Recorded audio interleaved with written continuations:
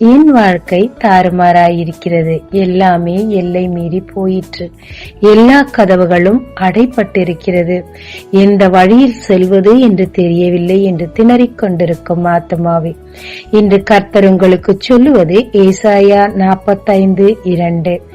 நான் உனக்கு முன்னே போய் கோணலானவைகளை செவ்வையாக்குவேன். சில நேரங்களில் எல்லாமே எல்லை மாறி எல்லாமே நம் கையை விட்டு போனது போல் இருக்கும்.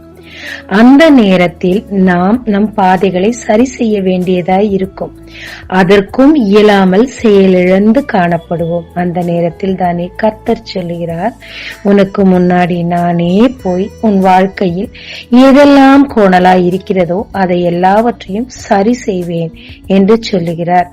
எந்தெந்த காரியங்களில் சரி செய்வார்? வசனம் 1 பார்க்கலாம். வசனம் 1 3 காரியங்களை சொல்லுகிறார். கீழ்ப்படுத்துகிறார், கதவுகளை திறக்கிறார், வலது கையை பிடித்து புதிய பாதைகளில் நடத்துகிறார்.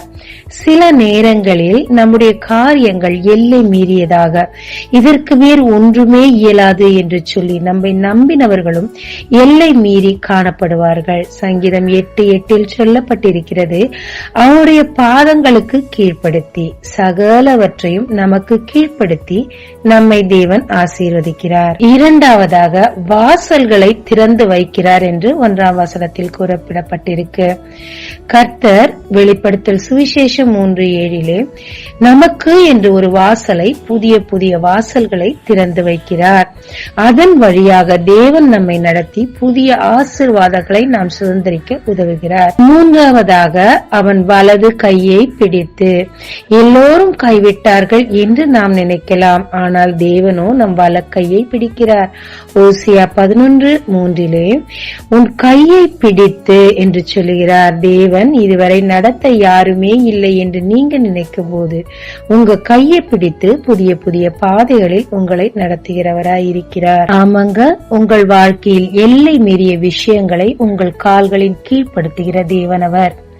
பூட்டப்பட்ட கதவுகளை திறந்து புதிய பாதைகளை காட்டுகிறவர் மட்டுமல்ல, உங்கள் வலக்கையை பிடித்து தேவன் உங்களை புதிய பாதையின் வழியாக நடத்தி உங்களுக்கும் உங்கள் மூலம் அநேகருக்கும் ஆசீர்வாதங்களை கொண்டு வந்து சேர்க்கிறாருங்க.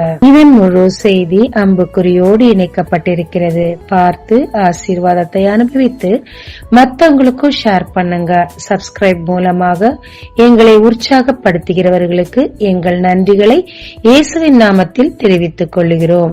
இயேசு கிறிஸ்துவின் நாமத்தில் உங்களை வாழ்த்தும் ஜீசஸ் விஷன்.